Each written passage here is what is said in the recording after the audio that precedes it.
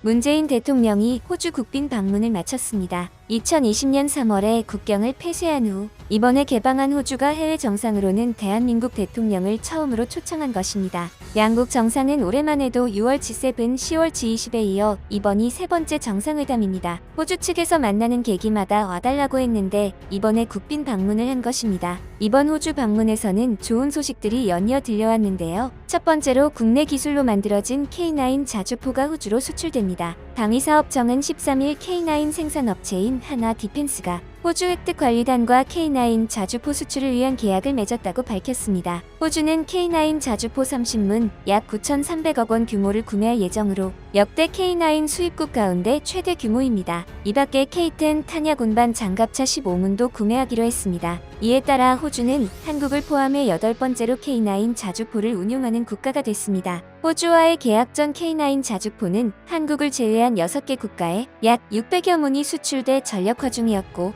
이번 계약을 통해 호주는 7번째 수출국이 됐습니다. 한편 방사청은 호주 캔버라에서 한호주 방위산업과 방산물자 협력에 대한 양해각서를 체결했다고 밝혔습니다. 구독과 좋아요 한 번씩 부탁드립니다.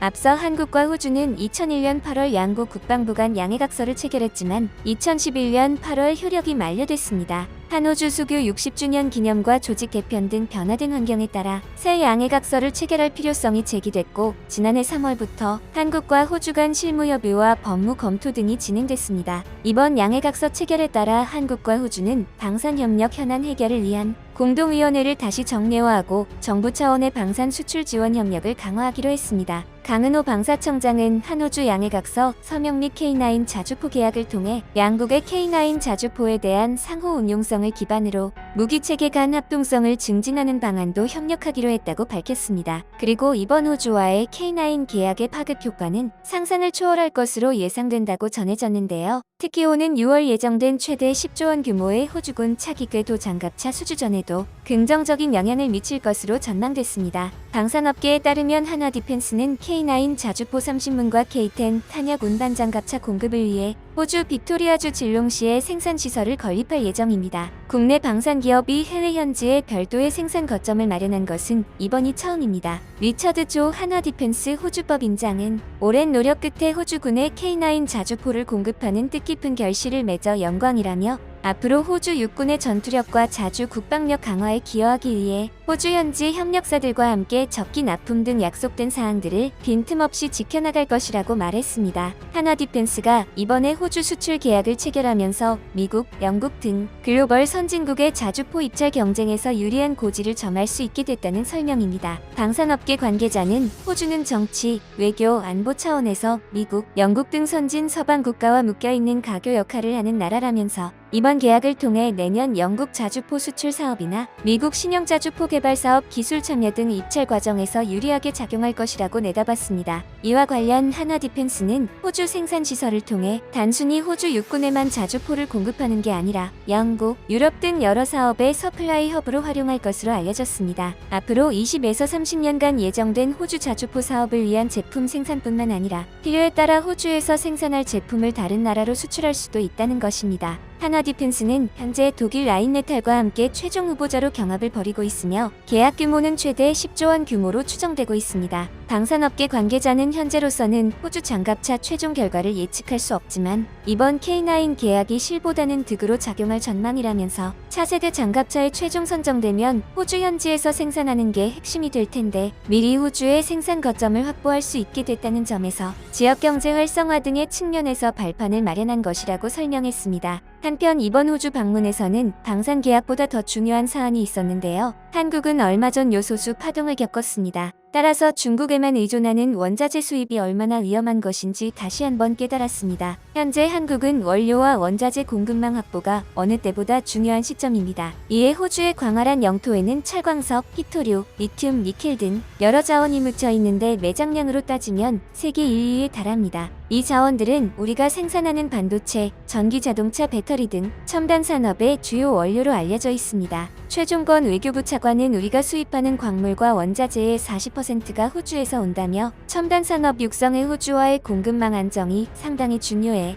대통령께서 원포인트로 호주만 다녀오시는 것이라고 강조했습니다. 한국과 호주의 이번 원자재 협력을 보면서 중국은 두려워하기 시작했습니다. 요소수를 비롯해 상당수의 원자재를 한국이 중국에 의존하지 않고 호주에 의존한다면 자신들의 위상이 좁아지게 되기 때문입니다. 중국이 특히 더 두려워하는 이유는 한국이 협력하는 국가가 호주라는 점입니다. 호주는 미국과 함께 반중 심리가 강한 나라이며 쿼드, 오커스, 파이브 아이즈 모두에 소속되는 나라이기 때문입니다. 선진국 그룹 중 가장 중요한 국가가 한국과 협력하기 시작한다면 나머지 국가들도 한국으로 눈을 돌릴 수밖에 없기 때문이죠. 또한 중국이 두려워하는 점이 한 가지 더 있는데요. 바로 전기차 배터리입니다. 현재 전기차 배터리는 중국의 CATL이 점유율 1위를 달성했습니다. 처음 일본의 파나소닉과 한국의 LG에너지솔루션을 넘더니 순식간에 1위를 달성했는데요. 이 배경에는 중국의 배터리가 LFP 배터리로 엄청난 가격 경쟁력 덕분이었습니다. 전기차 배터리인 리튬이온 배터리는 양극재, 음극재, 분리막 등으로 구성되는데 이 중 니켈, 카드미움, 망간 등 3가지 물질을 섞어서 양극재를 만들면 삼원계 배터리이고 리튬 인산철을 쓰면 LFP 배터리입니다. 성능과 품질은 삼원계 배터리가 월등하지만 아직까지 원자재 가격으로 인해 가격 경쟁력이 떨어지는데요. 만약 한국과 호주 사이에 원자재 협력이 견고해지면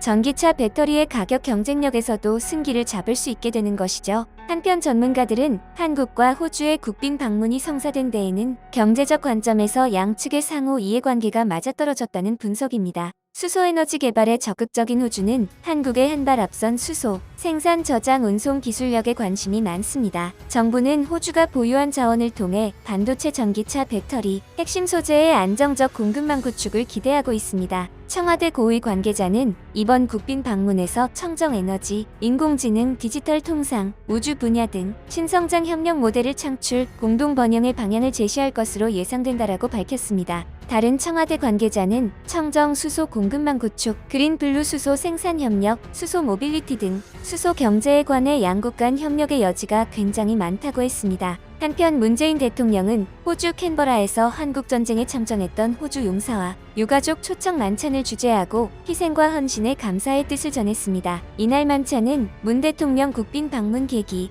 한 호주 동맹을 확인하기 위한 보훈 행사 일환으로 마련됐습니다. 6.25 전쟁 당시 호주군이 세웠던 가평 전투 공로를 확인하고 올해 70주년을 계기로 과거 혈맹 인연을 계속 이어가자는 취지가 담겼습니다. 호주는 6.25 전쟁이 발발하자 유엔 가입 이후 국제사회 일원으로 첫 참전을 결정했습니다. 호주는 유엔 참전국 가운데 5번째로 많은 규모의 병력 총 17,164명을 파견해 340명이 전사했고 1,216명이 부상을 당했습니다. 호주군 제3대대는 1951년 4월 가평 전투 당시 영연방 제27여단과 함께 가평천 일대에서 치열한 전투로 5배 많은 중공군의 남진을 성공적으로 막아냈으며 호주군의 활약으로 국군과 유엔군은 새 방어진지를 구축할 수 있는 시간을 벌었습니다. 이날 행사에는 이안 맥클린 크로포드 제독, 콜린 니콜라스 칸 장군, 노먼 골드스핑크 참전용사, 케빈 콜린 베리만 참전용사 등 참전용사 및 유가족 60여 명이 초청됐습니다. 호주 측에서는 퍼피 더튼 국방장관, 앤드류 지 보훈 장관 등 호주 연방정부 관계자들이 함께했습니다. 크로포드 제독은 감사 영상에서 명예로운 전쟁에 참여해 대한민국 국민들을 지킬 수 있는 기회를 가진 게 개인적으로는 큰 영광이라고 말했으며 칸 장군은 오늘날 한국이라는 나라를 만든 훌륭한 재건 과정에 작은 역할을 했을 뿐이라며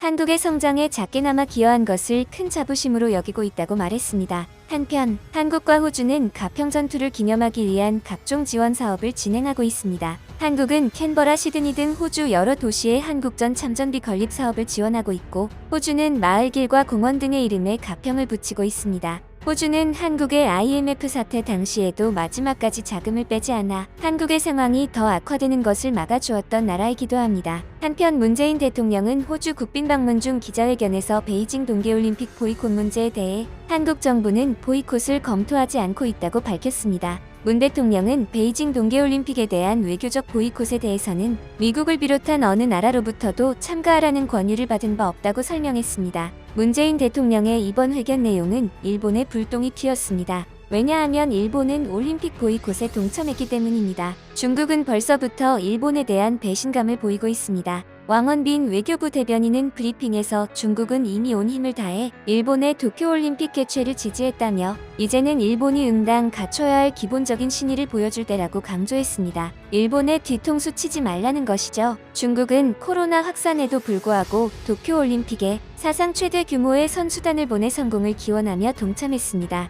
정부 관료도 한국으로 따지면 문화체육관광부 장관을 대표로 파견의 격을 갖췄습니다. 또한 시 주석은 지난 10월 기시다 총리 취임 축하 전화에서 중국과 일본은 가까운 이웃이라며 일본이 베이징 올림픽에 적극 참가하는 것을 환영한다고 강조했습니다. 한편 중국이 일본에 강력히 맞서는 이유가 있는데요. 바로 중국 시장에서 일본 차를 엄청나게 팔아줬기 때문입니다. 우선 작년에 중국 자동차 시장은 당연히 세계 최대일 뿐 아니라 빅마켓 중에 판매 감소가 거의 일어나지 않은 유일한 곳이었습니다. 코로나에도 불구하고 시장이 전년보다 2% 줄어드는데 그쳤습니다. 승용차는 전년보다 6% 감소했지만 상용차가 19% 증가한 덕분이었습니다. 반면 유럽은 24%, 미국은 15% 시장이 축소됐습니다. 이 중요한 중국 시장에서 작년에 일본 차들이 얼마나 팔렸는지 보겠습니다. 일본 차 회사들은 중국에서만 520만 대를 팔아 점유율 26%를 기록했습니다. 중국에서 팔린 승용차 4대 중 1대꼴로 일본 차였다는 것입니다.